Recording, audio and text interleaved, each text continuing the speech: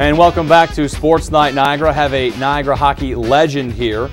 All-time winningest goalie in the program's history. 12 shutouts in 1999 and 2000 season, which is, well, an NCAA record. So, Greg Gardner, assistant men's hockey coach and goaltending guru, joining us here on Sportsnite Niagara. Thank you for being here. No problem. Thank you.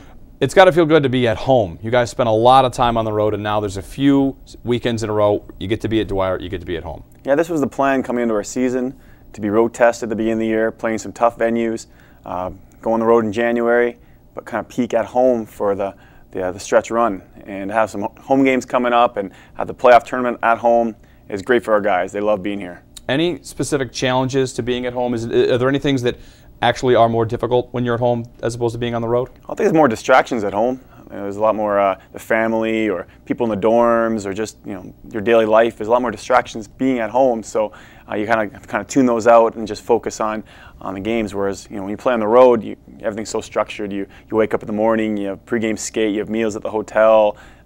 Basically, it's just you in the hotel, and it's it's a little more structured on the road. Whereas home, you got to kind of focus. Right. Well, we've got extensive telestrator coverage ready to roll. You've brought some highlights to show us some good goaltending maneuvers. So what have you brought us? All right, we have a typical play that happens in hockey. We're going on an offensive rush, make a great play, and as a goalie you have to be wary after our team goes on the offensive to be wary for the transition play. So here we're at Quinnipiac. We just made an offensive rush. Goalie makes a save. They pick up a puck and they're breaking out now. So roll it. All right, stop right here. This is a typical hockey play. It's a 2-on-2. This D-man's got him. This D-man's got him. There's no back pressure up here. So pretty much it's a 2-on-2. The goalie has to read that, while hopefully our D step up and watch the puck. And go on, roll it. All right, stop right here. In this case here, the D-man tries to block this D-man here tries to block the shot, and this D-man actually gets semi-picked by the Quinnipiac player.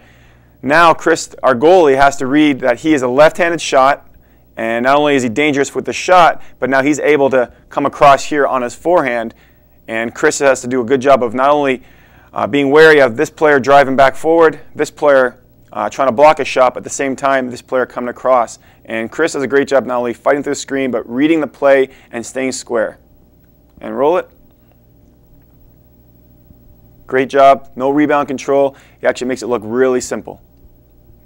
And we can see on the replay here, Chris Noonan in net for you guys had a wonderful night there in Quinnipiac. As you come across, you can see him staying square. Is that like the most important thing? Absolutely. There's no holes. If you pause it right here, as you see right there, there's no holes whatsoever.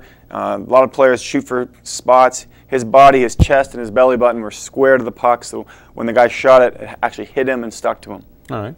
We have time for maybe one more play here. All right, face-off. So what are we looking for right here? Hold off right here.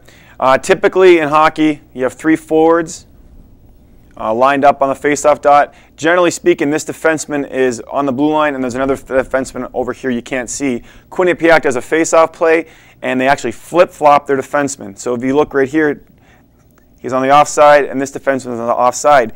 As a goalie, you have to be wary of this, and you have to tell your players where to go and who's the dangerous guy. So in this case, they actually win the draw back. He's dangerous not only to shoot it, or he can actually make a pass here for the shot. So if you roll this one, you'll see that Chris does a good job reading it, fighting through screen, and eating up the rebound. And that's a great play for a goalie to not only track the puck, but find it and fight through the screen. And if you watch it one more time here in the second set, he's talking to his teammates here, pointing out who's dangerous. And it's the exact same set, except this time he's got to fight through a screen here.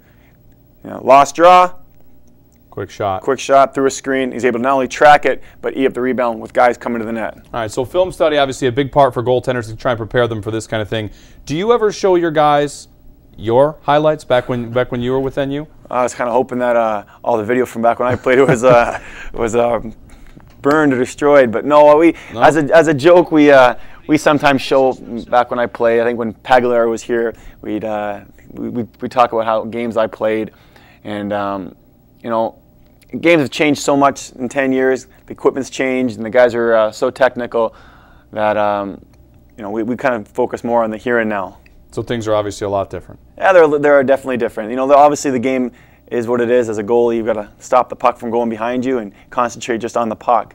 but the way of stopping the puck and the way the equipment is now, you do a little more blocking, a little more being in the right spot. Well, you've got young goaltenders to deal with now, a freshman, a sophomore, and a junior, so best of luck dealing with all three of them as the season goes along. You're not off the hook yet. We've got the Tim Hortons I Want to Know segment coming up next, and with that, we've got a couple questions for Coach Carter. That's coming up next on Sports Night 9.